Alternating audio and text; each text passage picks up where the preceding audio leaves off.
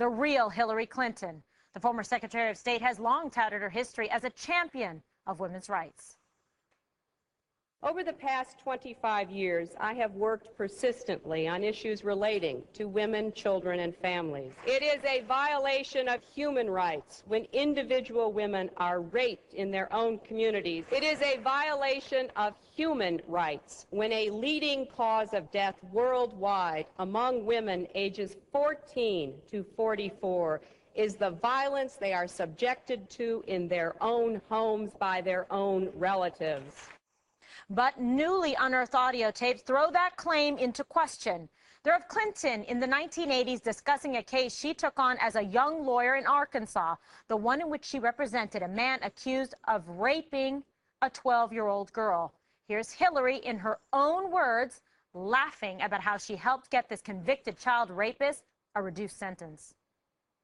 The case where I represented that guy, it was a fascinating case. It was really an interesting case. This guy was accused of raping a 12-year-old. Of course, he claimed that he did all this stuff. He took a lie detector test.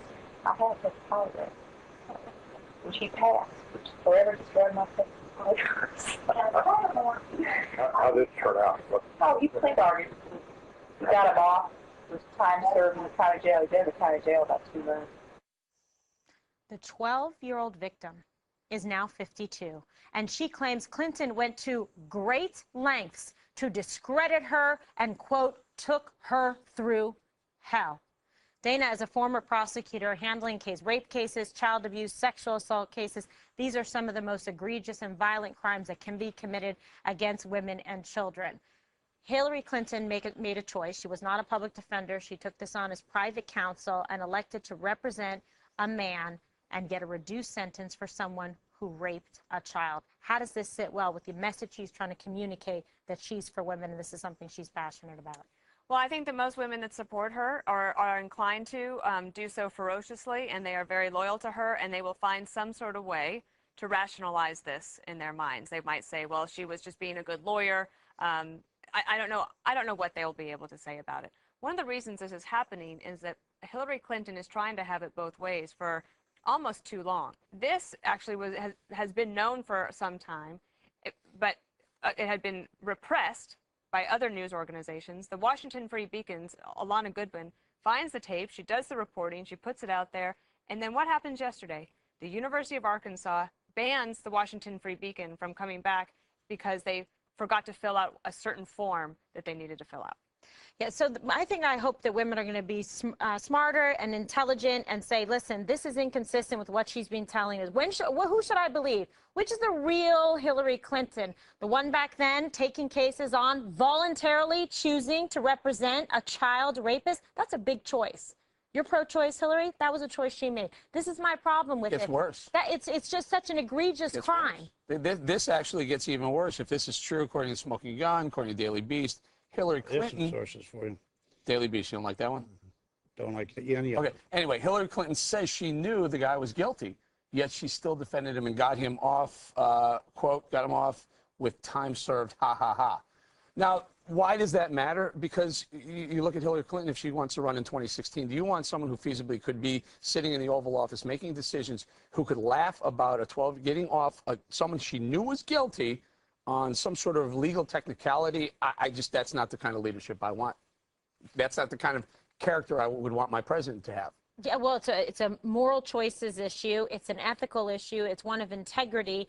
And it really goes to the core of whether or not you are someone that believes passionately in women's rights and the right of women to be free from violence and evil like this. Look, I was a prosecutor. We made no money as a prosecutor. I could have gone and been a defense attorney and made a lot of money representing people like that. I made a choice because that wasn't something that sat well with me. I chose to be on the side to represent and protect victims of violent crime, the people that are most vulnerable, Jesse, women and children. That's right. And I don't have too much of a problem with her getting this guy off on a technicality. That's what lawyers are paid to do. What I have a problem with her doing is lying about this victim and then laughing about it. This is a 12-year-old girl who was raped brutally, was put in a coma. She was a virgin, okay? She was told she could never have children again.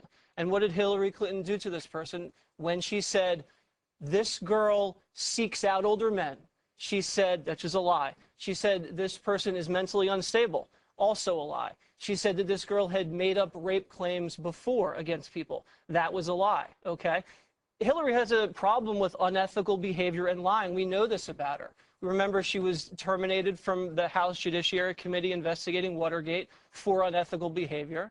She lied about coming under fire in Bosnia by the snipers. And then she's spinning this tale about this video in Benghazi. She's got a real problem with telling the truth. I think this is going to be very damaging. This should be a value issue that voters can decide on if this is the type of person with the core values that they share or not when making a decision about who you want to be your representative for the country. As Jesse said, with Hillary's values of win at all costs, right, and a callousness toward the sanctity of human life. What difference does it make when Americans died in Benghazi because of administration's shortcomings and security shortfalls? No.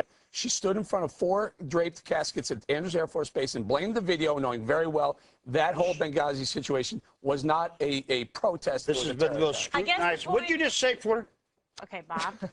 Bob, let's focus on this, the issue at hand here, because the whole platform that has been very strongly put forward by the Democratic Party and the left is, oh, the war on women, that the Republicans are committing a war on women. Is she the right choice? Is this a person with the right values? Is this a person that's 26 years of age? She was not a child, but she did traumatize a child. To this day, the woman is upset about the way she was treated, victimized by Hillary Clinton. And she might not have been mentally unstable at the time, but you can bet being put on the stand like that and being forced to read these things about yourself, that somehow you are to blame, you are deserving of a rape, you are deserving of crimes of violence committed against you, is so far afield, so offensive. She has problems. The interview is from somewhere between 1983 and 1987, so she wasn't 26 when she did the interview. Correct. And I think that her recollection of it is something, I guess, that is worth pointing out as well. I also don't think she has been the most scrutinized. Well, I think it's obvious. This has been out there, but the media protects her. If you read the Washington Free Beacon's Matthew Continetti today, with Glenn Thrush, now Politico, when he was at the New York Daily News, was going to put this forward, and the editors, he said, buried it because they didn't want to hurt the cause. And it actually ends up hurting the Democrats in the long run when the media continues to try to protect them. The difference between this and the Mitt Romney story that I mentioned about on the front page of the Washington Post about him being a bully in high school, right, is very different from trying a case when you're 26 and then talking about it 10 years later. Absolutely right. The time reference there that you made, Dana, is significant. And let's look at Hillary's history with women. I mean, I know she's done a lot, Bob, but I mean, think about what she's done as well. I mean, we've had her leading the charge to smear Monica Lewinsky as this desperate, reckless slut. Do you remember that? Or how about when Juanita Broderick accused her husband of rape? Juanita allegedly came up and said, well, Hillary came up to me and confronted me and tried to threaten me to keep quiet. And also, remember in '93 when she was, the first lady running for president, she said, oh, well, I could have, stayed home and cooked cookies and drank tea in the kitchen, but I decided to pursue a profession. Is that your best case right there? Is that my best case? Is that just what you said? These are examples of her declaring war on women when it's politically convenient. A war on convenient. somebody who was having an affair with her husband, which I grant you, she was ambitious and it hurt, and it was going to hurt her, and she didn't want to see him get hurt. She stood by her husband while he was sexually harassing people all over the country. I don't know if that's the paradigm of being a feminist icon. I still find it amazing she was willing to do that, but that's not for me to judge. The question of whether you're balancing her work with women against 3 or 4 instances you're talking about and coming down on the side that she's not a good representative of women is crazy. I don't think that these are 3 or 4 instances. This is, like we said, a summation of her body of work. Where she's sided with people that have victimized women instead of siding with victims. Bob, if you're going to run on a campaign platform saying the other side's got a war against women, I'm the one. I'm your wartime consigliere on behalf of women to do what's best and fight for them, fight for women and children, then you bet you're going to get this kind of scrutiny, and it is relevant, and it's especially relevant that she brings it up 10 years later and her attitude about it.